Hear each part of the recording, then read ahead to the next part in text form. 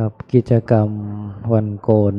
สำนักวิปัสสนากรรมฐานวัดพระธาตุศรีจอมทองวรวิหาร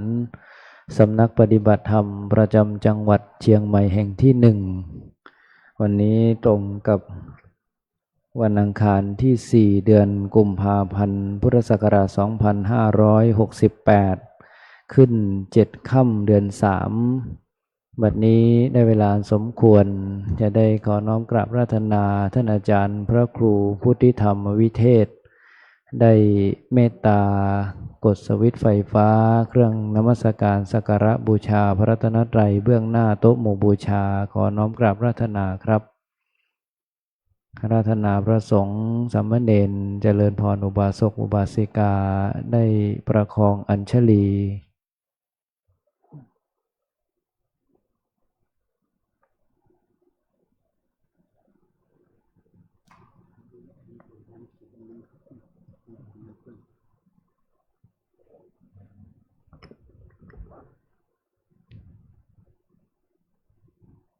ครับเจริญพร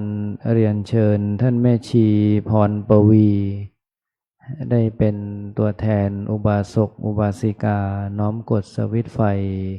เครื่องทองน้อยเฉพาะเครื่องล่างเพื่อบูชาพระเดชพระคุณหลวงปู่พระพรหมมงคลเขาเจริญพรเรียนเชิญครับ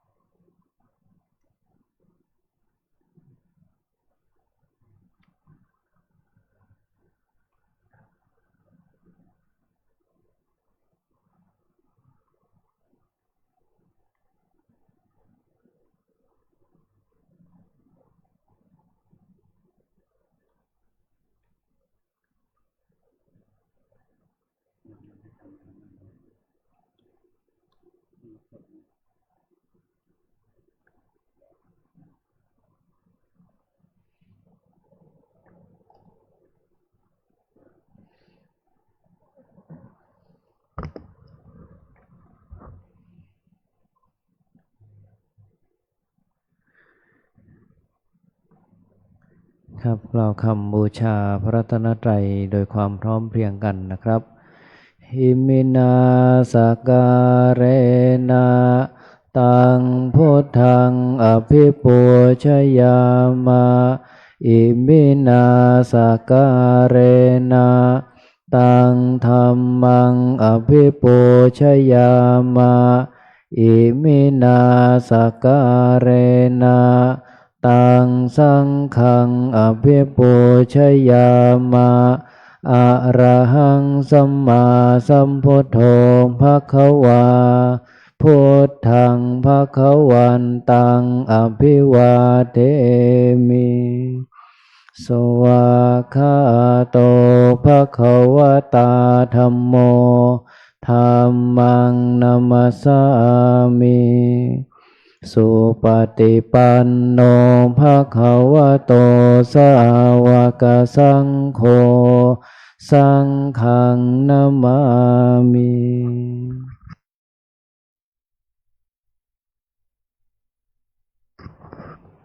หันธรรมยังพุทธัสสะภะคะวะโตปุพพาคณมการังกโรมาเส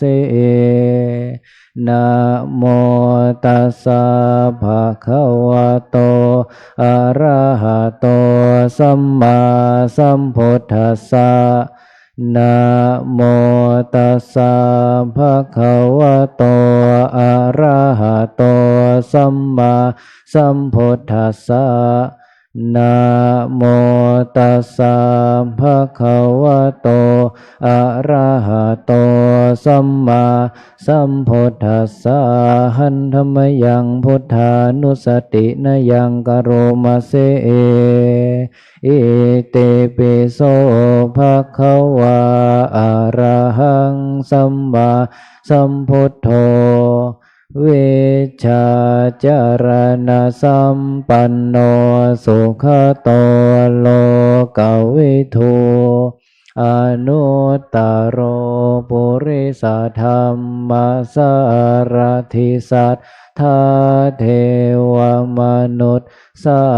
นังพุทโธภควาติ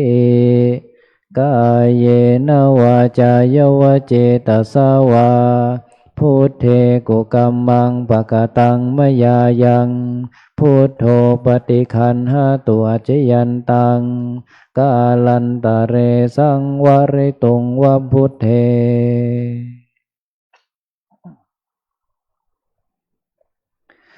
หันธรรมยังธรรมานุสตินะยังกโรมาเสเอสวาคาโตภะคะวะตาธัมโมสันเทติโกอากาลิโกเอหิปัสสิโกโอปัญญิโกปัจจตังเวทิตัพโพวิญโยหิติกายเยนวาจายวเจตสาวาธัมเมกุกัมมังปะกตังมยายังธัมโมปฏิคันหาตุอจยันตังกาลันตะเรสังวริตุงวะธัมเมหันธรรมยังสังขานุสตินะยังกโรมาเสเอสุปฏิปันโนภะคะวะโตสาวกสังโฆโอชุปฏิปันโนภะคะวะโตสาวกสังโฆญาญาปฏิปันโนภะคะวะโตสาวกสังโฆสามีจิปฏิปันโนภะคะวะโตสาวกสังโฆยะทิทังจัตตาริปุริสายุคานิอัฏฐปุริสบุคลาเอสัมภะคะวะโตสาวกสังโฆอาหุนายโยปาหุนายโยทักขินายโยอัญชลิกรณิโยอนุตตรังปุญญเขตังโลกัสสาติกายเยนวาจายวเจตสาวาสังเคกุกัมมังปะกตังมยายังสังโฆปฏิคันหาตุอจยันตังกาลันตะเรสังวริตุงวสังเค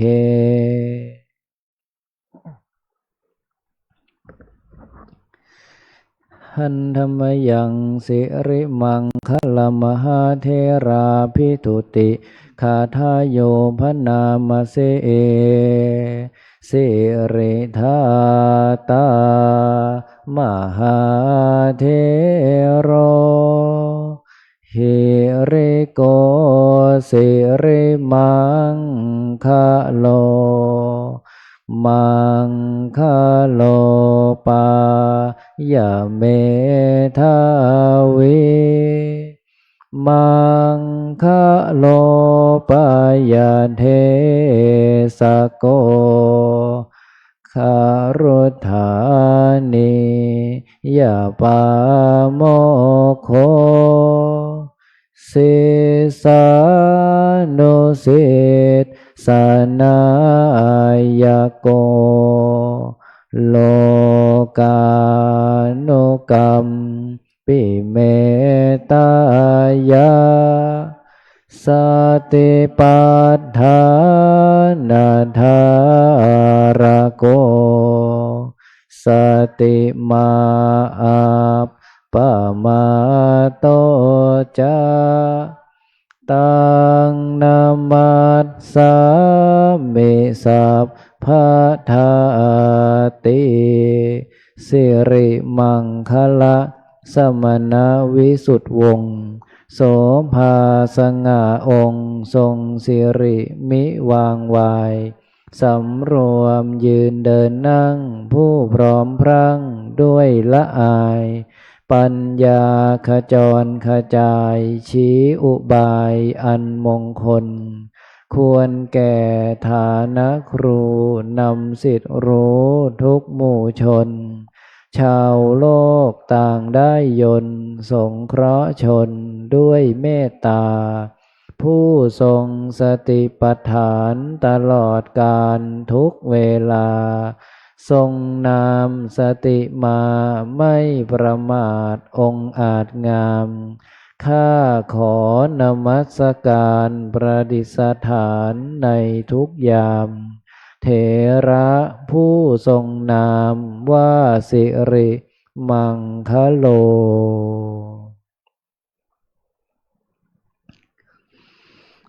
ครับขอเจริญพรเรียนเชิญท่านแม่ชีภัคนาได้เป็นตัวแทนอุบาสกอุบาสิกากดสวิตช์ไฟเทียนส่องธรรมที่ธรรมาสน์เพื่อที่จะได้อาราธนาองค์แสดงพระธรรมเทศนาขึ้นสู่ธรรมาสน์ซึ่งวันนี้วันอังคารที่4กุมภาพันธ์พุทธศักราช2568ตรงกับวันขึ้น7ค่ำเดือน3เราท่านทั้งหลายได้รับเมตตาจากท่านพระอาจารย์พระครูพุทธิธรรมวิเทศหรือท่านพระอาจารย์พรพิทักษ์พุทธิยาโนร้อยปัสนาจารย์ประจำสำนักปฏิบัติธรรมประจำจังหวัดเชียงใหม่แห่งที่1จะได้เมตตาให้ธรรมะเป็นทานในภาคค่ำของคืนในวันนี้ในโอกาสนี้จะได้ขอน้อมกราบอาราธนาท่านอาจารย์ได้ขึ้นสู่ธรรมาสน์เพื่อที่จะได้ให้ศีลแก่น้องๆสามเณรรวมไปถึงคณะอุบาสกอุบาสิกาผู้มาประพฤติปฏิบัติธรรมรวมไปถึงคณะแม่ชีที่อยู่ประจำสืบต่อไปขอน้อมกราบอาราธนาท่านอาจารย์ด้วยความเคารพครับ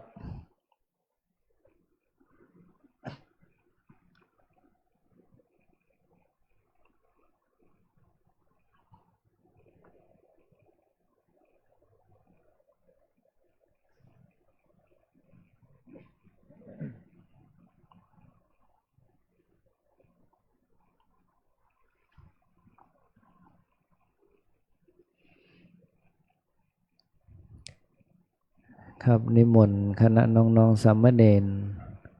ได้นั่งอย่างเบื้องหน้าธรรมาสน์เพื่อที่จะได้สมาทานทักษะศีลรวมไปถึงสวดสาธยายสามเณรสิกขาสืบต่อไปขอนิมนต์นะครับ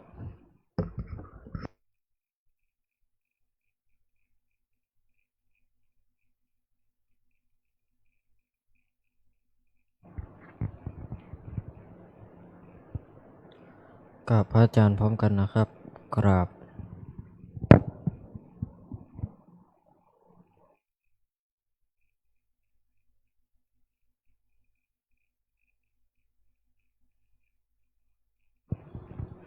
มยังพันเต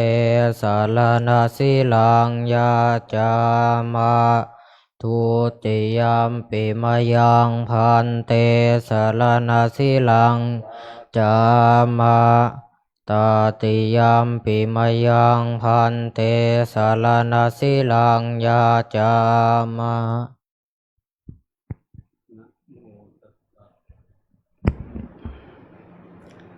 นะโมตัสสะภะคะวะโตอะระหะโตสัมมาสัมพุทธัสสะนะโมตัสสะภะคะวะโตอะระหะโตสัมมาสัมพุทธัสสะ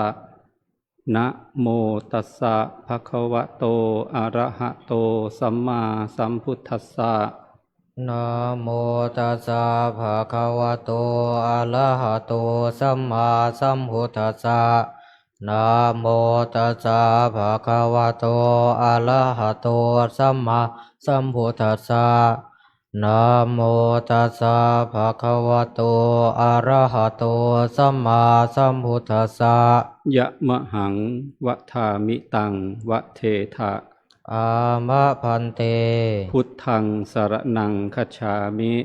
พุทธังสารนังคัจฉามิ ธัมมังสรณังคัจฉามิ ธัมมังสารนังคัจฉามิ สังฆังสรณังคัจฉามิ สังฆังสารนังคัจฉามิ ทุติยัมปิพุทธังสรณังคัจฉามิ ทุติยามปีพุทธังสารนังคัจฉามิ ทุติยัมปิธัมมังสรณังคัจฉามิ ทุติยามปีธัมมังสารนังคัจฉามิ ทุติยัมปิสังฆังสรณังคัจฉามิ ทุติยามปีสังฆังสารนังคัจฉามิ ตติยัมปิพุทธังสรณังคัจฉามิ ตติยามปีพุทธังสารนังคัจฉามิ ตติยัมปิธัมมังสรณังคัจฉามิ ตติยามปีธัมมังสารนังคัจฉามิ ตติยัมปิสังฆังสรณังคัจฉามิ ตติยามปีสังฆังสารนังคัจฉามิ ติสรณะขมนังนิธิตัง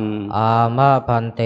ปานาติปาตาเวระมณี ปานาติปาตาเวรมณี อทินนาทานาเวระมณี อาทินาทานาเวรมณี อพรหมจริยาเวระมณี อาพรหมจริยาเวรมณี มุสาวาทาเวระมณี มุสาวาทาเวรมณี สุราเมรยะมัชฌะปมาทฐานาเวระมณี สุราเมรยามัจจปมาทฐานาเวรมณี วิการะโภชนาเวระมณี วิกาลโภชนาเวรมณี นัจจะขีตะวาทิตะวิสุกะทัสสนะเวระมณี นาจาคีตวาทิตาวิสุกัทัสนาเวรมณี มาลาคันทะวิเลปนะธารณะมันดนะวิภูสนัทธานาเวระมณี มาลาคันธาวิเลปนาธารณมันดนาวิภูสนาธานาเวรมณี อุจจาสยนะมหาสยนาเวระมณี อุจจาสยนามหาสยนาเวรมณี ชาตะรูปรัชตะปฏิคหนาเวระมณี ชาตาลูปาราชตาปฏิกหานาเวรมณี อิมานิทัสสะสิกขาปทานิสมาธิยามิ อิมานิทัสสะสิกขาปทานิสมาธิยามิอิมานิทัสสะสิกขาปทานิสมาธิยามิอิมานิทัสสะสิกขาปทานิสมาธิยามิครับ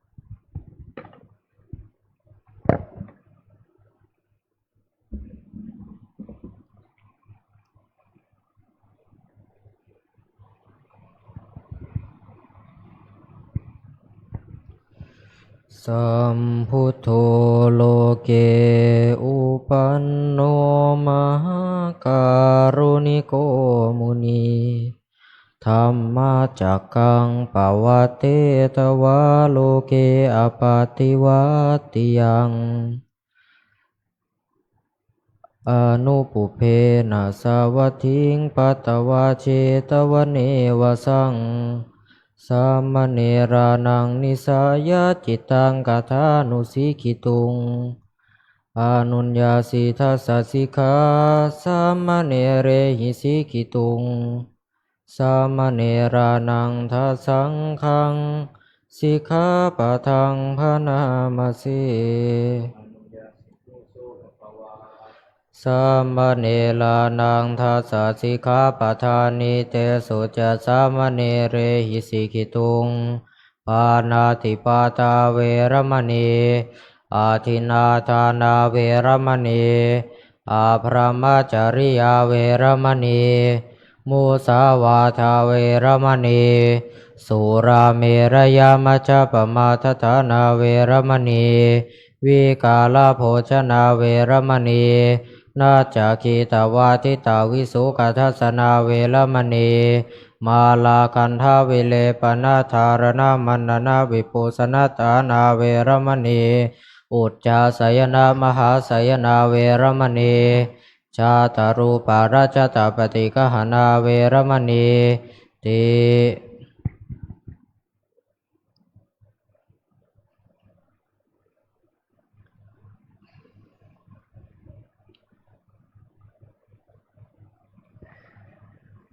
ครับเจริญพรเรียนเชิญท่านแม่ชีวาสนาได้เป็นตัวแทนอุบาสกอุบาสิกาถวายผ่านขอศีล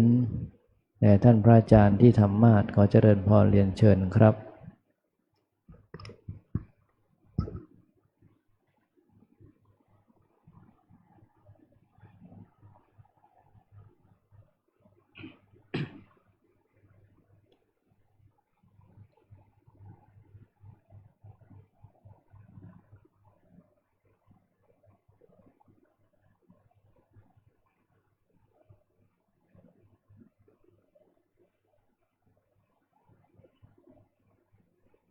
สาธุ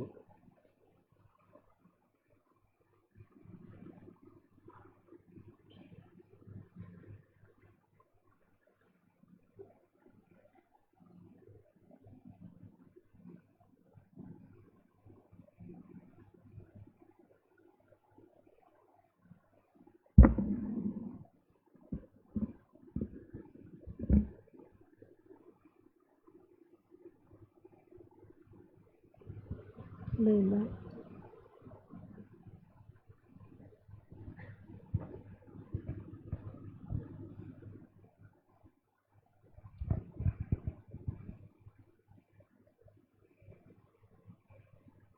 ขอเชิญทุกท่านกราบพระอาจารย์พร้อมกันค่ะกราบ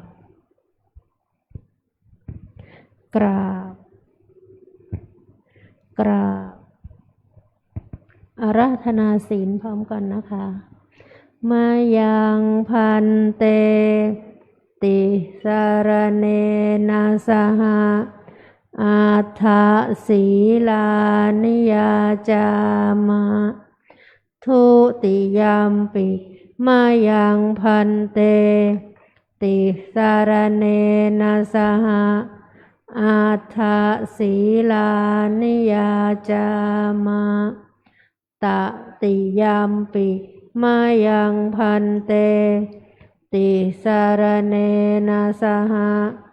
อัฏฐศีลานิยาจามะนะโมตัสสะภะคะวะโตอะระหะโตสัมมาสัมพุทธัสสะ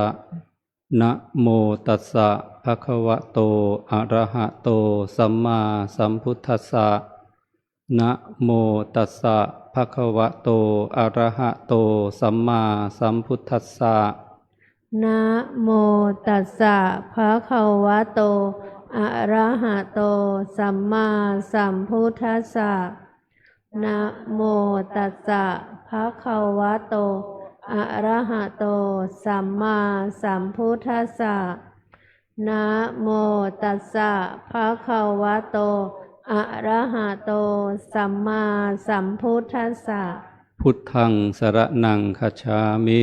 พุทธังสรณังคัจฉามิธัมมังสรณังคัจฉามิธัมมังสรณังคัจฉามิสังฆังสรณังคัจฉามิสังฆังสรณังคัจฉามิทุติยัมปิพุทธังสรณังคัจฉามิทุติยัมปิพุทธังสรณังคัจฉามิทุติยัมปิธัมมังสรณังคัจฉามิทุติยัมปิธัมมังสรณังคัจฉามิทุติยัมปิสังฆังสรณังคัจฉามิทุติยัมปิสังฆังสรณังคัจฉามิตติยัมปิพุทธังสรณังคัจฉามิตติยัมปิพุทธังสรณังคัจฉามิตติยัมปิธัมมังสรณังคัจฉามิตติยัมปิธัมมังสรณังคัจฉามิตติยัมปิสังฆังสรณังคัจฉามิตติยัมปิสังฆังสรณังคัจฉามิปานาติปาตาเวรมณีสิกขาปะทังสมาธิยามิปานาติปาตาเวรมณีสิกขาปะทังสมาธิยามิอทินนาทานาเวรมณีสิกขาปะทังสมาธิยามิอาทินาทานาเวรมณีสิกขาปะทังสมาธิยามิอพรหมจริยาเวรมณีสิกขาปะทังสมาธิยามิอาพรหมจริยาเวรมณี สิกขาปะทังสมาธิยามิ มุสาวาทาเวระมณีสิกขาปะทังสมาธิยามิ มุสาวาทาเวระมณีสิกขาปะทังสมาธิยามิ สุราเมรยมัชฌะปมาทฐานาเวระมณีสิกขาปะทังสมาธิยามิ สุราเมรยะมัชฌะปมาทฐานาเวระมณีสิกขาปะทังสมาธิยามิ วิการะโภชนาเวระมณีสิกขาปะทังสมาธิยามิ วิกาลโภชนาเวระมณีสิกขาปะทังสมาธิยามิ นัจจะคีตะวาทิตะวิสูกะทัสนะมาลาคันทะวิเลปนะธารณมันดนะวิภูสนัทธานาเวระมณีสิกขาปะทังสมาธิยามิ นาจะคีตะวาทิตะวิสุกทัสนะมาลาคันทะวิเลปนะธารณะมันดนะวิภูสนฐานาเวระมณีสิกขาปะทังสมาธิยามิ อุจจาสยนะมหาสยนาเวระมณีสิกขาปะทังสมาธิยามิ อุจจาสยนะมหาสยนาเวระมณีสิกขาปะทังสมาธิยามิ อิมานิอัฏฐสิกขาปทานิสมาธิยามิ อิมานิอัฏฐสิกขาปทานิสมาธิยามิอิมานิอัฏฐสิกขาปทานิสมาธิยามิ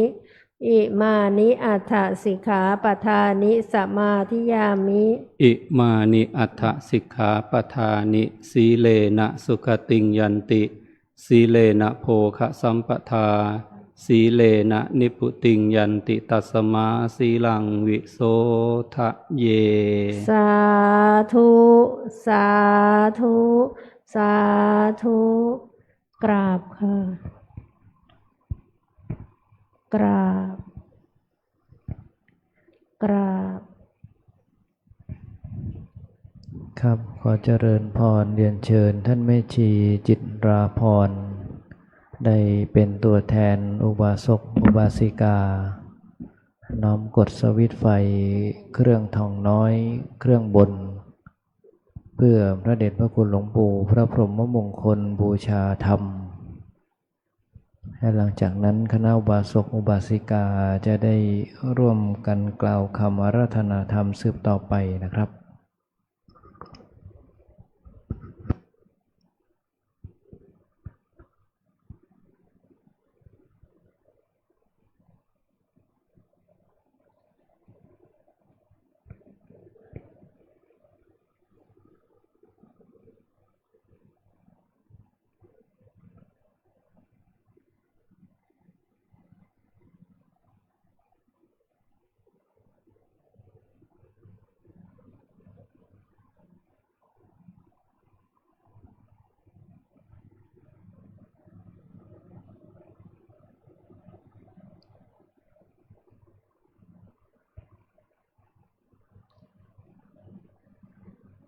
พระ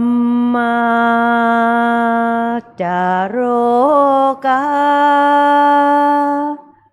ทิปติสหัมป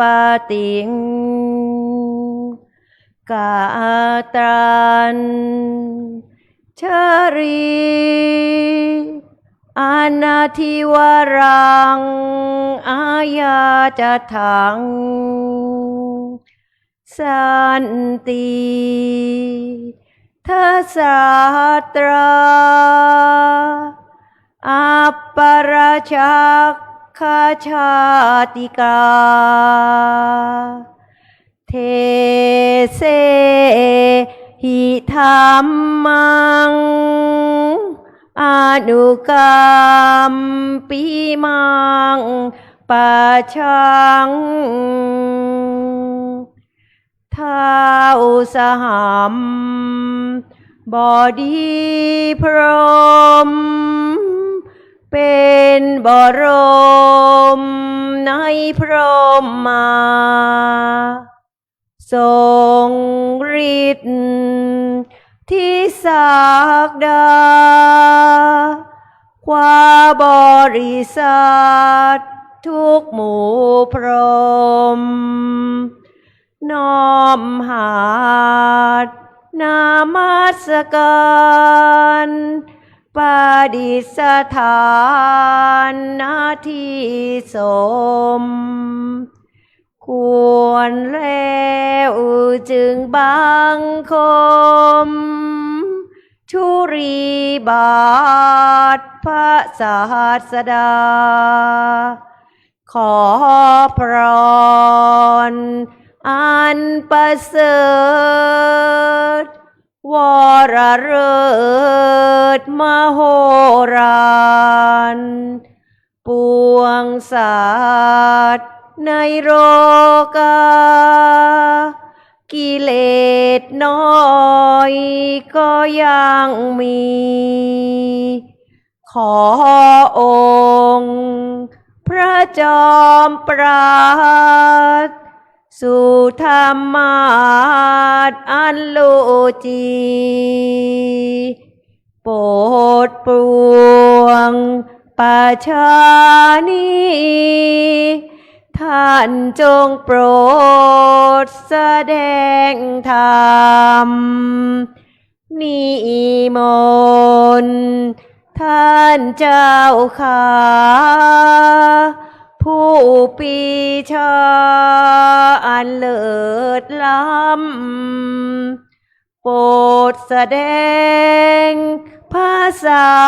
ธรรมเทศนาปวาทีเพื่อให้สำเร็จผลแก่ปวงชนบรรดานี้ศพสุขเกษมศรี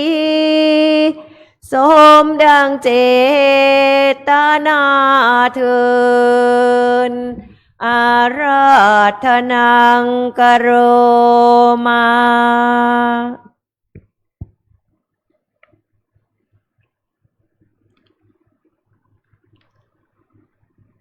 นะโมตัสสะภะคะวะโตอะระหะโตสัมมาสัมพุทธัสสะนะโมตัสสะภะคะวะโตอะระหะโตสัมมาสัมพุทธัสสะนะโมตัสสะภะคะวะโตอะระหะโตสัมมาสัมพุทธัสสะพันธนังจะปรังจิตตังทุรักขังทุนนิวารยันติขอความนอบน้อมแด่องค์สมเด็จพระสัมมาสัมพุทธเจ้าซึ่งเป็นผู้ไกลจากกิเลสตรัสรู้ชอบได้โดยพระองค์เองแม้ปรินิพพานนานแล้วพระองค์นั้นขอน้อมวันทาสรีระสังขารพระเดชพระคุณพระพรหมมงคลหลวงปู่ทองสิริมังคโรอดีตเจ้าอาวาสวัดพระธาตุศรีจอมทองวรวิหารขอถวายความเคารพพระเถรานุเถระทุกรูปเจริญในธรรมลูกเนนทุกรูปและขอเจริญพรเจริญธรรมมายังแม่ชีโยคีผู้ปฏิบัติธรรมทุกท่าน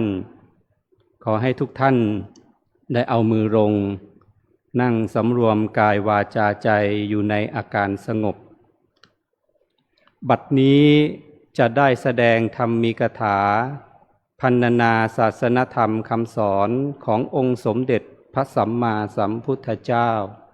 เพื่อฉลองศรัทธาเสริมสร้างปัญญาบารมีของท่านสาธุชนทั้งหลาย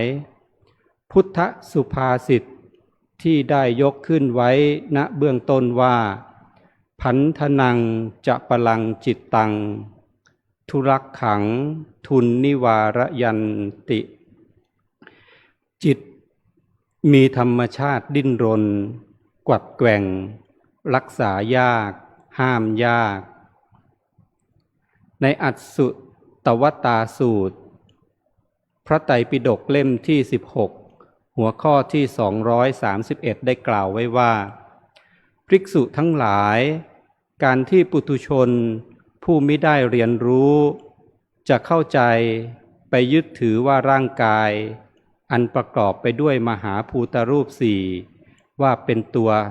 ว่าเป็นตนก็ยังดีกว่าที่จะยึดถือจิตว่าเป็นตัวตนเพราะว่ากายอันประกอบด้วยมหาภูตรูปสี่นี้ยังปรากฏให้เห็นว่าดำรงอยู่แม้เพียง1 ปีบ้าง2 ปีบ้าง3-5 ปีบ้าง10-50 ปีบ้าง100 ปีบ้างหรือเกินกว่านั้นบ้างแต่สิ่งที่เรียกว่าจิตมโนหรือวิญญาณนี้ดวงหนึ่งเกิดขึ้นดวงหนึ่งดับไปเกิดดับอยู่เรื่อยทั้งกลางวันทั้งกลางคืนจิตคือสภาพธรรมหรือธรรมชาติของชีวิตที่รับรู้อารมณ์ความรู้แจ้งในอารมณ์ของจิตเป็นธรรมชาติอย่างหนึ่งจิตคือธรรมชาติที่รู้อารมณ์แล้วก็มีคำถามว่าจิตอยู่ที่ไหนจิตนั้นไม่มีตัวตนของตนจริงเป็นอนัตตาเหมือนดังเงาเป็นเพียงของว่างไม่มีตัวตนไม่มีขอบเขตหรือรูปร่างลักษณะจำเพาะเจาะจงใดๆเพราะไม่มีตัวตนถาวรแท้จริงเมื่อมีเหตุเป็นปัจจัยกันจิตหนึ่งจึงเกิดขึ้นเมื่อไม่มีเหตุก็ไม่เกิดคือดับไปจึงขึ้นอยู่กับเหตุปัจจัยไม่มีใครเป็นเจ้าของเข้าไปควบคุมบังคับได้อย่างแท้จริงจิตเป็นองค์ประกอบที่สำคัญของชีวิตทั้งหลายในผู้ที่มีชีวิตอยู่เมื่ออายตนะภายนอกกระทบกับอายตนะภายในจิตหนึ่งหรือวิญญาณหนึ่งก็ย่อมต้องเกิดขึ้นเป็นธรรมดาคือรู้แจ้งในสิ่งที่กำหนดหมายเช่นรูปกระทบตาย่อมเกิดจิตหนึ่งหรือจักขุวิญญาณจิตย่อมเกิดขึ้นที่จักขุเป็นธรรมดาเสียงกระทบหูย่อมเกิดโสตวิญญาณกลิ่นกระทบจมูกย่อมเกิดฆานวิญญาณรสกระทบลิ้นย่อมเกิดชิวหาวิญญาณสัมผัสกระทบกายย่อมเกิดกายวิญญาณแท้จริงแล้วจิตไม่มีตัวตนที่แท้จริงไม่มีที่อยู่อาศัยเป็นหลักแหล่งถาวรอีกด้วยในบางท่านที่พยายามจะกำหนดหาจิตจึงมีความรู้สึกว่าจิตอยู่ที่ใดกันแน่ว่าอยู่ที่ตรงนั้นบ้างอยู่ตรงนี้บ้างแปลเปลี่ยนไปเรื่อยด้วยจิตนั้นแปลไปอยู่ตามอายตนะภายในที่กระทบนั่นเองส่วนความคิดหรือธรรมารมณ์ที่กระทบใจย่อมเกิดที่มโนวิญญาณย่อมเกิดอยู่ที่ใจที่ไม่มีตัวตนเป็นเพียงธรรมชาติที่รับการกระทบกับอารมณ์นั่นเองดังตัวอย่างเช่นในขณะที่ไล่ลำมวยจีนอย่างช้าๆอย่างเป็นสมาธิจิตก็จะไปอยู่ที่กายที่เคลื่อนไหวร่ายรำให้สังเกตได้ชัดเจนและแม้นที่กายเองในบางครั้งก็จะไปอยู่ที่แขนบ้างอยู่ที่ขาบ้างอยู่ที่กลางอกบ้างหรืออยู่ที่ศีรษะบ้างแล้วแต่การกำหนดหมายนั่นเองจึงกล่าวได้ว่าจิตตั้งอยู่ที่อายตนะภายในที่เป็นดินแดนเกิดนั่นเองเมื่อรู้ความจริงดังนี้แล้วท่านทั้งหลายลองสังเกตดูสิว่าจิตของเราณขณะนี้อยู่ที่ใดจิตไม่มีตัวไม่มีตนเกิดแต่เหตุปัจจัย ดุจดังเงาก็จริงอยู่แต่สามารถเห็นจิตและจิตตสังขารได้ด้วยสติและปัญญาเหมือนดังการเห็นเงาได้ด้วยตานั่นเองจิตของเรานั้นมีความประพฤติสอนหมายความว่าจิตนี้โดยธรรมชาติแท้เดิมแล้วหรือสภาวธรรมของมันเองนั้นผ่องใสบริสุทธิ์มิได้แปรเปื้อนสกปรกหรือมีสิ่งหมองคล้ำเจือปนอยู่แต่สภาพความเศร้าหมองที่เกิดจากอุปกิเลสนั้นเป็นของแปลกปลอมเข้ามาในภายหลังหมายความว่าเหล่ากิเลสได้จรเข้ามาเจือปนเสียฉะนั้นการชำระจิตให้สะอาดหมดจดจึงเป็นสิ่งที่เป็นไปได้สามารถกระทำได้เพียงแต่นำออกเสียซึ่งกิเลสนั่นเองโดยหลักของการปฏิบัติคือไม่เข้าไปยึดมั่นถือมั่นที่จะให้เป็นไปตามอำนาจของกิเลสตัณหาความปรารถนาความต้องการของตัวตนหลักกรรมฐานที่ฝึกฝนตนเพื่อชำระจิตของผู้ปฏิบัติให้บริสุทธิ์สะอาดหมดจดจนกระทั่งถึงบรรลุมรรคผลนิพพานอันเป็นจุดมุ่งหมายสูงสุดในทางพระพุทธศาสนา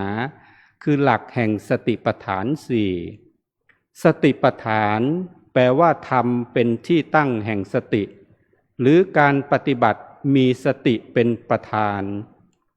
สติปัฏฐานมีสี่อย่างคือ 1. กายานุปัสสนาสติปัฏฐานคือการพิจารณาเห็นกายในกายการปฏิบัติเริ่มจากการมีสติรู้อยู่กับกายด้วยการกราบสติปัฏฐานแล้วต่อด้วยเดินจงกรมแล้วนั่งกรรมฐานเป็นลำดับ 2. เวทนานุปัสสนาสติปัฏฐานคือพิจารณาเห็นเวทนาในเวทนาด้วยการกำหนดรู้สุขเวทนาทุกขเวทนาและอุเบกขาเวทนา 3. จิตตานุปัสสนาสติปัฏฐานคือพิจารณาเห็นจิตในจิตด้วยการกำหนดรู้ความคิดปรุงแต่ง 4. ธรรมานุปัสสนาสติปัฏฐานคือการพิจารณาเห็นธรรมในธรรมด้วยการกำหนดรู้นิวรณ์ห้าเป็นต้นในขณะที่เราตั้งใจกำหนดรู้จะรู้เห็นถึงสภาวธรรมที่เกิดขึ้นสองลักษณะคือตัวที่รู้อารมณ์กับอารมณ์ที่ถูกรู้ตัวที่รู้อารมณ์ก็คือนามธรรมส่วนอารมณ์ที่ถูกรู้จะเป็นรูปธรรมหรือนามธรรมก็ได้ตัวอย่างเช่นเรากำลังพลิกหนอในขณะที่กราบสติปัฏฐานมือที่กำลังพลิกเป็นตัวถูกรู้หรืออารมณ์ที่ถูกรู้ส่วนการกำหนดรู้นั้นเป็นตัวรู้อารมณ์ตัวรู้อารมณ์ก็คือจิตหรือนามธรรมชาติของจิตคือรู้อารมณ์แล้วถ้าจะถามต่อไปว่าในขณะที่เรากำหนดมือพลิกหนออยู่จิตของเรานั้นอยู่ที่ไหนก็จะตอบได้ว่าในขณะนั้นจิตของเราก็อยู่ที่มือที่กำลังพลิกแล้วถามต่อไปว่าจิตอยู่ที่มือของเรานั้นตลอดเวลาในขณะที่เรากำหนดรู้หรือไม่ตลอดเวลาในขณะที่จิตไม่อยู่ที่มือแล้วจิตของเราไปอยู่ที่ไหนเนี่ยในขณะที่เราเดินจงกรมจิตอยู่ที่ไหนก็ตอบว่าจิตอยู่ที่เท้ากำหนดรู้ที่การก้าวย่างของเท้าแล้วขณะที่เรากำหนดรู้การก้าวย่างของเท้านั้นจิตอยู่ที่เท้าตลอดเวลาหรือไม่ก็ตอบว่าไม่นะบางครั้งจิตก็เผลอส่งออกไปข้างนอกบ้างในขณะที่เรานั่งกรรมฐาน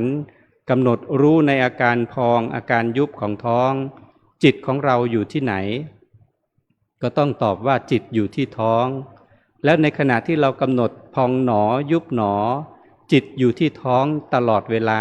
ใช่หรือไม่ก็ไม่ใช่บางครั้งจิตก็ส่งออกไปข้างนอก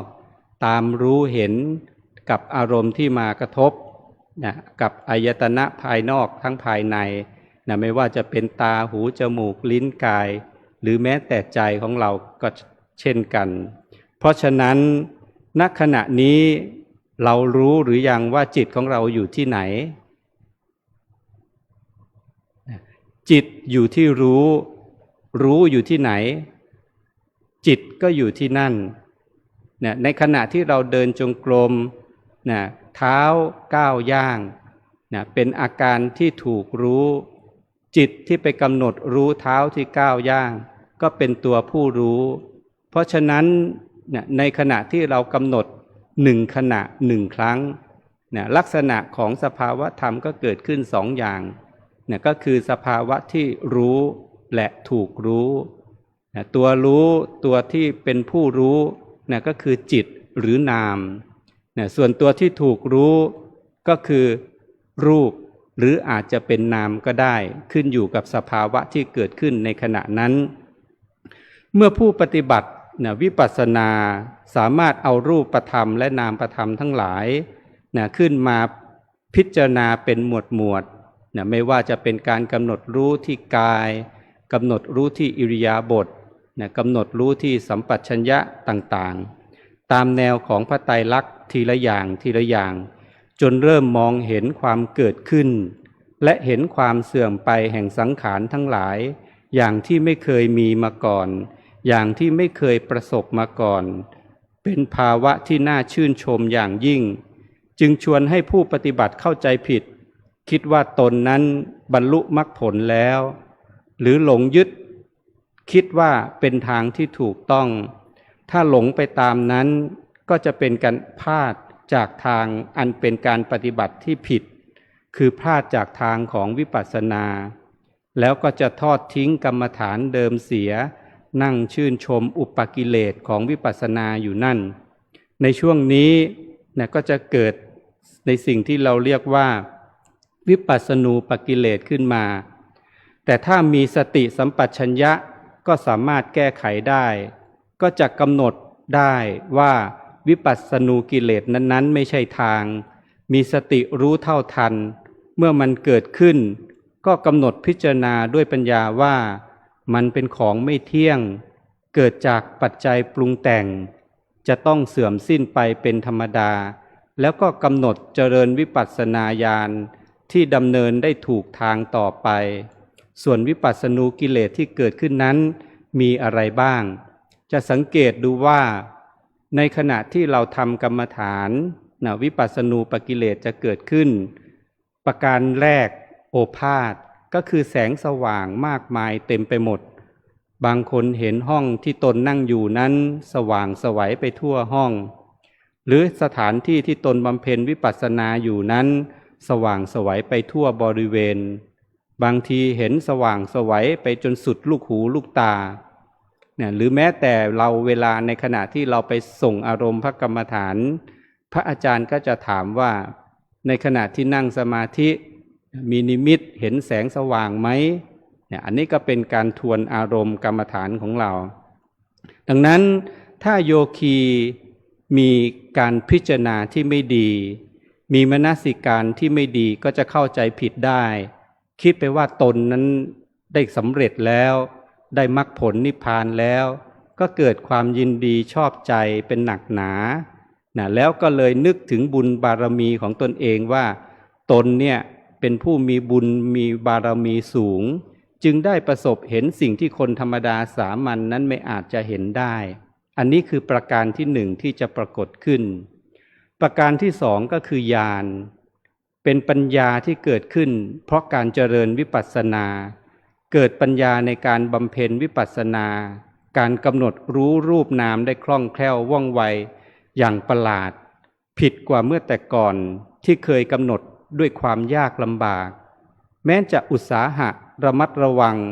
ก็พลาดพลั้งเผลออยู่บ่อยๆต้องตั้งใจอย่างเคร่งครัดแต่พอถึงบัดนี้การกำหนดดูรู้สึกว่าคล่องแคล่วว่องไวไปหมดถ้าเป็นอย่างนี้อาจารย์จะให้กรรมฐานเพิ่มสักเท่าไหร่ก็ไม่กลัวอาจารย์ของตนตอนปฏิบัติ จะกำหนดได้ดีเหมือนอย่างนี้ไหมเนาะคงไม่ได้แน่ๆบางรายก็เกิดความสงสัยอาจารย์จะให้กรรมฐานผิดหรือเปล่าเนี่ยเพราะดูว่ามันง่ายเกินไปถ้าตนได้เป็นอาจารย์เมื่อไหร่นี่จะต้องคิดเนี่ยตั้งบทกรรมฐานให้แนบเนียนกว่านี้เพราะอย่างนี้มันใช้ไม่ได้มันง่ายเกินไปเนี่ยมีการดูถูกอาจารย์อย่างรุนแรงเนี่ยเพราะเกิดปัญญามากมายเสียเหลือเกินนั้นญาณที่ปรากฏหากขาดการคิดพิจารณาเนี่ยก็จะทำให้กลายเป็นวิปัสสนูปกิเลสประการที่สามก็คือปิติเมื่อเราปฏิบัติไปนะปิติก็จะเกิดขึ้นด้วยอำนาจด้วยกำลังของสมาธิเกิดความรู้สึกเยือกเย็นขึ้นมาอย่างบอกไม่ถูกบางทีก็เกิดซาบซ่านไปทั่วตัวบางทีก็ทำให้รู้สึกเหมือนกับตัวเบาลอยเกิดความรู้สึกตัวลอยขึ้นคืบหนึ่งบ้างบางทีก็ลอยไปไกลๆก็มีในคัมภีร์วิสุทธิมรรคหรือคัมภีร์วิมุตติมรรคนั้นแบ่งปิติออกเป็น5ประการคือ 1. ขุทธกาปิติลักษณะของปิติเล็กน้อยพอขนลุกชูชันน้ำตาไหล 2. คณิกาปิติปิติชั่วขณะทำให้รู้สึกแปรบๆเป็นขณะดุจสายฟ้าแลบ 3. โอกันติกาปิติปิติเป็นละลอกหรือปิติเป็นพักๆทำให้รู้สึกสู้ลงมาเนี่ยสู้ลงมาในกายดุจดังกับคลื่นทะเลที่ต้องซัดฝั่ง 4. อุเพงคาปิติปิติโลดโผนเป็นอย่างแรงทำให้รู้สึกใจฟูแสดงอาการหรือทำการบางอย่างโดยไม่ได้ตั้งใจเช่นการเปล่งอุทานเป็นต้นหรือ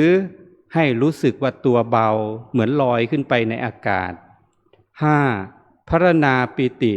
ปิติซาบซ่านให้รู้สึกเย็นซาบเอิบอาบไปทั่วสะพรางกายปิติทั้ง5ประการนี้ย่อมเกิดขึ้นแก่ผู้ปฏิบัติอย่างแน่นอนถ้าโยคีมนสิการไม่ดีก็จะทำให้สำคัญผิดเช่นเดียวกับวิปัสสนูกิเลสข้อต้นๆเพราะเป็นปิติที่ไม่เคยพบผ่านมาก่อนเลยในชีวิตอุปกิเลสตัวที่4ก็คือปัสสัทธิในขณะที่เราปฏิบัติก็จะรู้สึกถึงความสงบทั้งทางกายความสงบทางใจรู้สึกเย็นไปทั่วร่างตัวเบาไม่หนักไม่แข็งกระด้างทุกขเวทนาไม่มีแม้ใจก็เช่นเดียวกันเป็นจิตที่สงบเป็นจิตที่เบาจิตอ่อนและจิตตรงเป็นความสงบอย่างยิ่งเสวยความยินดีอย่างที่ไม่เคยพบไม่เคยประสบมาก่อนก็ทำให้หลงไปในอารมณ์ที่เกิดขึ้นปรารถนาในอารมณ์จนขาดสติในการกำหนดรู้กับสภาวะธรรมที่เกิดขึ้นก็จะกลายเป็นวิปัสสนูปกิเลสได้เช่นเดียวกันลำดับที่5ก็คือความสุขเมื่อเราปฏิบัติไปแล้วนะบางคนก็จะเกิดความสุขขึ้นมาแต่ความสุขในที่นี้เป็นความสุขที่เกิดขึ้นในวิปัสสนาสุขชนิดนี้เป็นสุขที่ละเอียดประณีตอย่างยิ่งซาบซ่านไปตลอดทั่วทั้งร่างกายอย่างที่ไม่เคยพบไม่เคยเห็นมาก่อนเป็นความสุขที่ท่วมท้นหัวใจและไม่สามารถที่จะบรรยายให้ถูกต้องได้เพราะเป็นสุขที่มีรสล้ำลึกแปลกประหลาดเป็นสุขที่ประเสริฐกว่าความสุขธรรมดาที่เคยพบเห็นในบรรดาความสุขทั้งหลายแล้วอะไรจะมาสุขเท่าวิปัสสนาสุขนี้ไม่มีเป็นสุขอันละเอียดสุขุมลุ่มลึกซาบซ่านฉะนั้นถ้ามนสิการไม่ดีก็จะทำให้โยคีเข้าใจผิดและกลายเป็นวิปัสสนูปกิเลสไปลำดับที่6อธิโมกข์อธิโมกข์ก็คือเมื่อปฏิบัติไปก็จะเกิดศรัทธาขึ้นมาอย่างมากมายเป็นศรัทธาที่มีกำลังมากพาให้นึกคิดไปใหญ่เช่นคิดถึงผู้มีอุปการะคุณทั้งหลายอยากให้เขาได้เข้ามาปฏิบัติกรรมฐานอย่างตนบ้างเมื่อนึกถึงครูอาจารย์ผู้ให้กรรมฐานแก่ตนในปัจจุบันก็เกิดคิดว่าตนนั้น ได้พบเห็นธรรมได้รับความสุขอยู่ในขณะนี้ก็เพราะได้อาจารย์ช่วยแนะนำคำสั่งสอนซึ่งแต่ก่อนนี้เคยเชื่อบ้างไม่เชื่อบ้างแต่บัดนี้เชื่อจริงๆถ้าจะให้ทำกุศลใดในภายภาคหน้าก็เกิดความคิดมโนภาพไปต่างๆว่าตนนั้นสำเร็จออกจากกรรมฐานแล้วจะไปหาสถานที่ที่เหมาะสมสักที่หนึ่งเพื่อตั้งสำนักวิปัสสนากรรมฐานขึ้นแล้วก็จะตั้งตนเป็นอาจารย์สอนให้คนทั้งหลายได้รู้จักประโยชน์ที่แท้จริงของการเจริญวิปัสสนาเมื่อคิดเพลิดเพลินไปด้วยศรัทธาอันแรงกล้าโยคีนั้นก็ลืมมูลกรรมฐานไปคือการตั้งสติกำหนดทำให้กรรมฐานนั้นรั่วบกพร่องอันที่จริงความศรัทธานั้นที่เกิดขึ้นนั้นเป็นของดีเพราะเป็นศรัทธาที่เกิดขึ้นในขณะที่จิตบริสุทธิ์ผุดผ่องซึ่งคนธรรมดาจะเกิดศรัทธาขนาดนี้ไม่ได้แต่เมื่อจิตเพลิดเพลินไปในศรัทธาก็ทำให้ละเลยมูลกรรมฐานขาดสติกำหนดรู้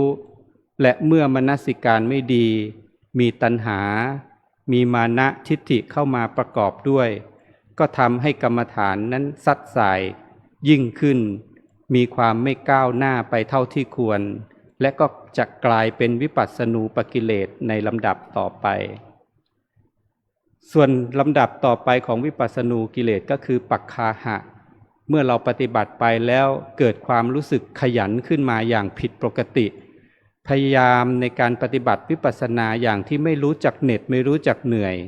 แต่ก่อนแม้อาจารย์จะคอยตักเตือนให้พยายามทำความเพียรก็รู้สึกว่ายากเหน็ดเหนื่อยอ่อนเพลียจนเกือบจะตายอยู่แล้วซึ่งไม่มีใครอีกแล้วในโลกนี้ที่จะเหมือนกับตนอาจารย์ก็คอยจู้จี้เขี่ยวเข็นอยู่ตลอดเวลาแต่มาบัดนี้ความคิดเช่นนี้กลับหายไปสิ้นเกิดความขยันขึ้นเป็นพิเศษจนทำให้ตัวเองนั้นแปลกใจว่าเหตุใดตนจึงมีวิริยะมากไม่รู้จักเหน็ดเหนื่อยในการปฏิบัติเช่นนี้และถ้าหากว่ามนสิการไม่ดีพิจารณาไม่แยบคายก็จะเกิดเข้าใจผิดคิดว่าตนเองนั้นได้มรรคผลนิพพานแล้วก็จะกลับกลายเป็นอุปสรรคในการปฏิบัติกลายเป็นวิปัสสนูปกิเลสอีกตัวหนึ่งลำดับที่8อุปทานะเมื่อเราปฏิบัติไปเกิดมีสติขึ้นอย่างน่าอัศจรรย์ใจทำให้การกำหนดรู้ได้หมดทุกสิ่งทุกอย่างสิ่งที่เคยกำหนดได้ยากหรือต้องขืนใจกำหนดแต่มาบัดนี้กำหนดได้อย่างคล่องแคล่วจนตัวเองแปลกใจว่าทุกขณะทุกอิริยาบถกำหนดได้ทั้งนั้นเพราะสติตั้งมั่นไม่โยกไม่คลอนไม่หวั่นไหวไม่เผลอซึ่งแต่ก่อนมาไม่เคยเป็นอย่างนี้ถ้ามนสิการไม่ดีก็จะเกิดสงสัยตนผิดไปว่าอาจจะพบธรรมวิเศษแล้วก็ได้ก็จะกลายเป็นวิปัสสนูปกิเลสไป 9. อุเบกขาเมื่อการปฏิบัติไปถึงจุดหนึ่งความวางเฉยในสังขารอารมณ์ทั้งปวงความไม่ยินดีไม่ยินร้ายต่อทุกสิ่งเหมือนคนไม่มีกิเลสไม่สะดุ้งไม่สะเทือนต่ออารมณ์ทุกชนิดเป็นอุเบกขาที่มีกำลังแรงกล้าแม้จะมีอารมณ์ใดมากระทบก็ไม่หวั่นไหววางเฉยเสียได้ทุกประการจนตนเองก็แปลกใจในภาวะที่เปลี่ยนแปลงไปเช่นนี้ถ้ามีการมนสิการไม่ดีก็ทำให้เข้าใจผิดคิดว่าตนเองเป็นพระอรหันต์แล้วเพราะวางเฉยได้ไม่ยินดียินร้ายอะไรเลยความหมดกิเลสได้มรรคผลนิพพานเป็นอย่างนี้นี่เองเนาะอย่างนี้เพราะว่ามีทิฏฐิเข้ามาแทรกและยังคิดต่อไปอีกว่าตนนั้นเป็นผู้มีบุญวาสนาบารมีมากปฏิบัติไม่นานเท่าใดก็ได้มรรคผลง่ายๆไม่มีใครจะได้เหมือนตนอย่างนี้ก็เป็นเพราะว่ามีตัวมานะเข้ามาประกอบร่วมด้วยและยังคิดต่อไปอีกว่าตนนั้นสบายแล้ว นะไม่ต้องยินดียินร้ายอะไรทั้งหมดอีกต่อไปถึงออกจากกรรมฐานแล้วก็จะอยู่ในโลกนี้ได้อย่างสงบสุขไม่ต้องรักไม่ต้องชังไม่ต้องดีใจเสียใจให้วุ่นวายเหมือนคนทั้งหลายที่กำลังเป็นอยู่อย่างนี้เรียกว่ามีปัญหาเข้าแทรกโดยรวมแล้วอุปเบกขานี้แท้จริงเป็นของดีแต่ถ้าหากว่ามนสิการไม่ดีมีตัณหามีมานะมีทิฏฐิเข้ามาแทรกก็จะกลับกลายเป็นวิปัสสนูกิเลสวิปัสสนูปกิเลสตัวสุดท้ายนิกกันตินิกกันติก็คือความใคร่ความต้องการความพอใจยินดีติดใจชอบใจในคุณวิเศษทั้ง9ประการที่ผ่านที่อาตมาได้อธิบายมาดังที่กล่าวมานั้นตั้งแต่โอภาสก็คือแสงสว่างที่ปรากฏขึ้นญาณก็คือความรู้ที่ปรากฏขึ้นปิติความอิ่มเอิบใจปัสสัทธิความสงบเย็นสุขความสุขกายความสบายใจอธิโมกข์ความน้อมใจเชื่อศรัทธาอันแก่กล้าความปลงใจปักคาหะก็คือความเพียรอุปัฏฐานะก็คือสติที่แก่กล้าสติที่ชัดอุเบกขาก็คือความมีจิตที่เป็นกลางวิปัสสนูปกิเลสทั้ง10ประการนี้ย่อมจะเกิดขึ้นแก่โยคีผู้ปฏิบัติธรรมทุกคนดังนั้นพึงคอยตักเตือนตนเองให้มีสติกำหนดรู้อย่าได้หลงผิดอยู่ในวิปัสสนูปกิเลสเป็นอาคาตโดยมุ่งประโยชน์เบื้องหน้าเพื่อขัดเกลากิเลสเป็นสำคัญในการเจริญวิปัสสนาในแนวสติปัฏฐาน4นั้นเป็นการปฏิบัติธรรม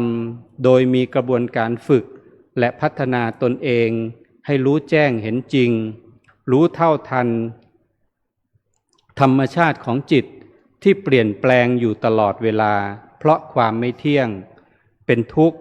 เพราะสภาพที่บีบคั้นทนอยู่ได้ยากและบังคับไม่ได้เพราะไม่มีตัวตนอันเป็นสาเหตุของการเกิดทุกข์ดังนั้นผู้ที่นำมาปฏิบัติอย่างสม่ำเสมอและถูกต้องก็จะทำให้เกิดสติปัญญา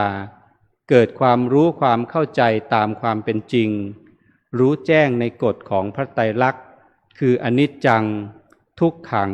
อนัตตามีความมั่นคงทางอารมณ์และมีภูมิคุ้มกันทางจิตช่วยส่งเสริมสุขภาพกายและสามารถพัฒนาสติปัญญาเพื่อการดำรงชีวิตอย่างถูกต้องและนำไปสู่การขจัดกิเลสเพื่อการบรรลุมรรคผลนิพพานอันเป็นเส้นทางแห่งการพ้นทุกข์ได้ในที่สุดสมดังที่ได้ยกขึ้นเป็นนิเขปบทณเบื้องต้นว่าผันทนังจะปลังจิตตังทุลักขังทุนนิวาระยังจิตมีธรรมชาติที่ดิ้นรนกวัดแกว่งรักษายากห้ามยากอิมินากตะปุญเยนะด้วยอำนาจแห่งบุญกุศลทั้งหลายที่ได้พร้อมใจกันบำเพ็ญในวันนี้จงตั้งจิตอุทิศผลถวายแด่พระพรหมมงคลหลวงปู่ทองสิริมังคโลอดีตเจ้าอาวาสวัดพระธาตุสีจอมทองวรวิหารครูอุปชาอาจารย์ผู้คอยพร่ำสอนวิปัสสนาให้แก่ลูกศิษย์มาโดยตลอดเมื่อท่านได้รับทราบด้วยญาณวิถีทางใดทางหนึ่งแล้วก็จะได้อนุโมทนาจะได้เสวยทิพยสมบัติสุขสมบัติในสัมปรายภพสมดังเจตนาของท่านทั้งหลายเทศนาปริโยสาเนในการอวสานแห่งธรรมีกถานี้ด้วยอานุภาพแห่งคุณพระศรีรัตนตรัยคือพระพุทธพระธรรมพระสงฆ์อานุภาพแห่งพระทักษิณโมลีธาตุบารมีธรรมหลวงปู่ครูบาอาจารย์และผลบุญที่บำเพ็ญในค่ำคืนวันนี้จงมารวมกันเป็นตบะเดชะภรวะปัจจัยดลบันดาลให้ท่านสาธุชนทั้งหลายจงเจริญด้วยอายุวรรณะสุขภละปฏิภาณธนสารสมบัติธรรมสารสมบัติปรารถนาสิ่งใดในทางที่ชอบ ประกอบด้วยกุศลธรรมขอให้ความปรารถนานั้นๆจงพลันสำเร็จสมความปรารถนาทุกประการแสดงธรรมีกถาเห็นสมควรแก่เวลาจึงขอสมมุติยุติลงคงไว้แต่เพียงเท่านี้เอวังก็มีด้วยปการฉนี้ หันธรรมยังสาธุกรังกโรมาเซสาธุสาธุสาธุอาหังพุทธันจะธัมมันจะสังฆันจะสารนังคตาอุปาสิกตังเทเสสิงภิกขุสังคัสสะสัมมุขาเอตังเมสารนังเขมังเอตังสารณมุตตมังเอตังสารณมาคัมมะสัพพะทุกขาปะมุญจเรยะถาพลังเจริยาหังสัมมาสัมพุทธัสสะสนังทุกขนิสสารนัสเสวะภาคินิสังอนาคเตกายเยนะวาจายาวาเจตสาวาพุทเทกุกัมมังปะกตังมยายังพุทโธปฏิคันหาตุอัจจยันตังการันตเรสังวริตุงวาพุทเทกายเยนะวาจายาวาเจตสาวาธัมเมกุกัมมังปะกตังมยายังธัมโมปฏิคันหาตุอัจจยันตังกาลันตเรสังวริตุงวะธัมเมกายเยนะวาจายาวาเจตสาวาสังเคกุกัมมังปะกตังมยายังสังโฆปฏิคันหาตุอัจจยันตังการันตเรสังวริตุงวะสังเคครับขอเจริญพรเรียนเชิญท่านแม่ชีวรธาได้เป็นตัวแทนน้อมถวายไทยธรรมบูชาพระธรรมเทศนาแด่ท่านพระอาจารย์พระครูพุทธิธรรมวิเทศขอเจริญพรเรียนเชิญครับ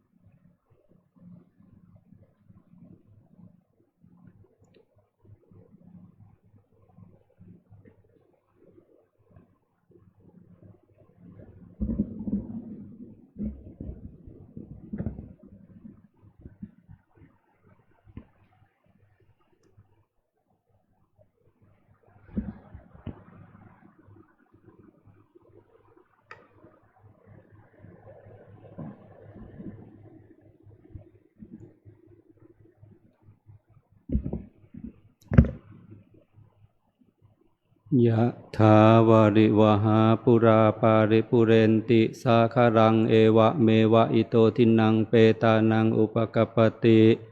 อิชิตังปฏิตังตุมหังคิปะเมวะสมิจตุสัพเพปุเรนตุสังกปาจันโทปนรโสยะธามณิโชติละโสยะธาสัพพิติโยวิวัชชันตุสัพพะโรโควินาศตุมาเตภวัตวันตรายโยสุขีทีคายุโกภวะอภิวาทนะสีลิสนิจังวุธาปจายโนจัตตารโอธรรมาวทันติอายุวันโนสุขังภะลังสาธุสาธุสาธุกับพระธรรมเทศนาเนื่องในวันโกนขึ้น7 ค่ำเดือน 3โดยท่านพระอาจารย์พระครูพุทธิธรรมวิเทศหรือท่านพระอาจารย์พรพิทักษ์พุทธิยาโนพระวิปัสสนาจารย์ประจำสำนักปฏิบัติธรรมประจำจังหวัดเชียงใหม่แห่งที่1ท่านพระอาจารย์ได้เมตตาให้ธรรมะเป็นทานแก่เราท่านทั้งหลายกล่าวกับผมในนามคณะพระภิกษุสามเณรคณะอุบาสกอุบาสิกาทุกคนทุกท่านขอกราบอนุโมทนาขอบคุณในเมตตาท่านพระอาจารย์เป็นอย่างสูงในลำดับต่อไปเราท่านทั้งหลายจะได้ร่วมกันปฏิบัติบูชา ตามแบบแผนที่พระเดชพระคุณหลวงปู่พระพรหมมงคลได้วางเอาไว้ร่วมกันเป็นระยะเวลาประมาณ10 นาทีกราบราธนาทุกรูปและเรียนเชิญทุกท่านณบัดนี้นะครับ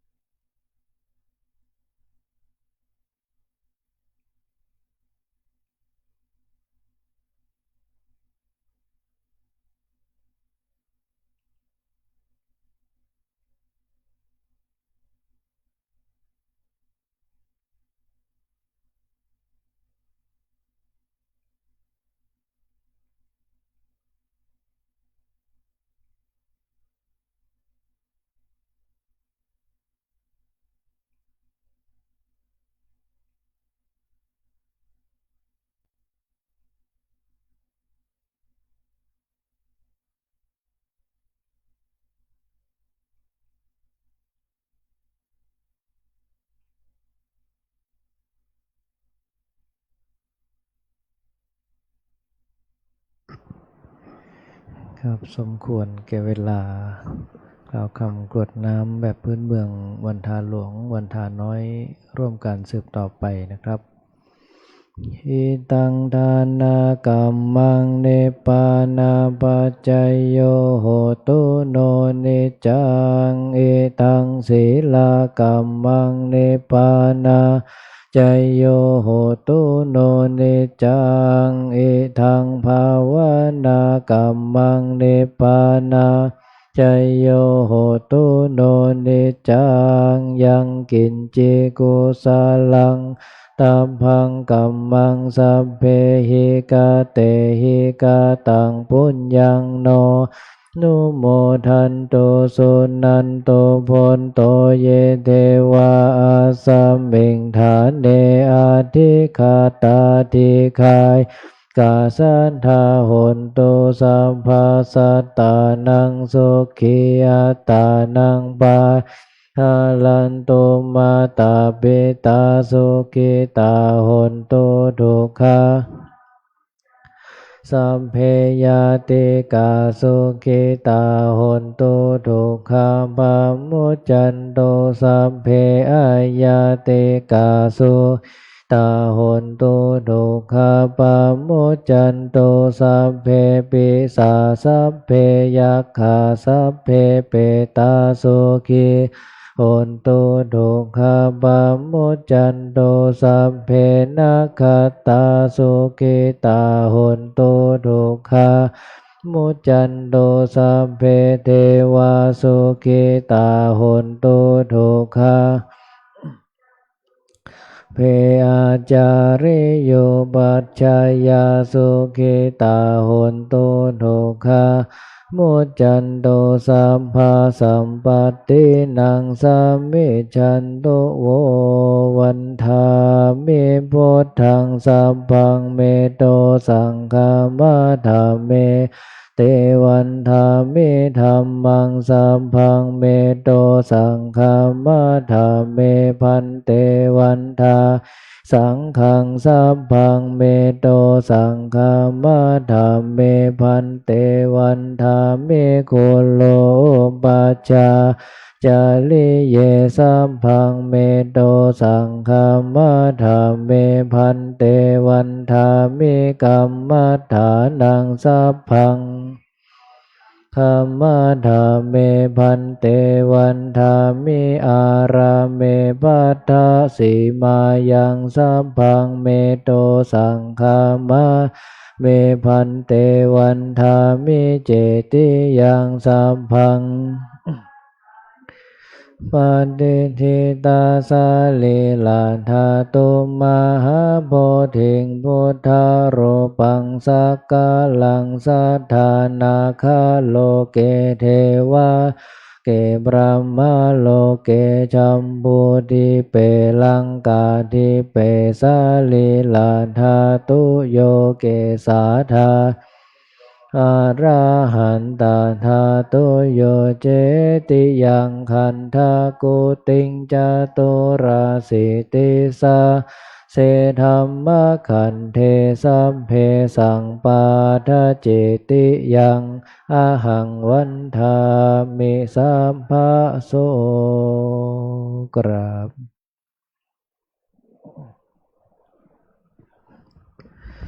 ครับหันหน้าไปทางสรีระสังขารพระเดชพระคุณหลวงปู่พระพรหมมงคลน้อมศีรษะลงกล่าวคำวันทาน้อยนะครับวันทามิพันเตสัพพังอาปาลาทังคัมมาธาเมพันเตมยาปุญญังสามินาอนุโมทิตัพพังสามินากาตังปุญญังทาตาพังสาธุสาธุอนุโมทามิกราบ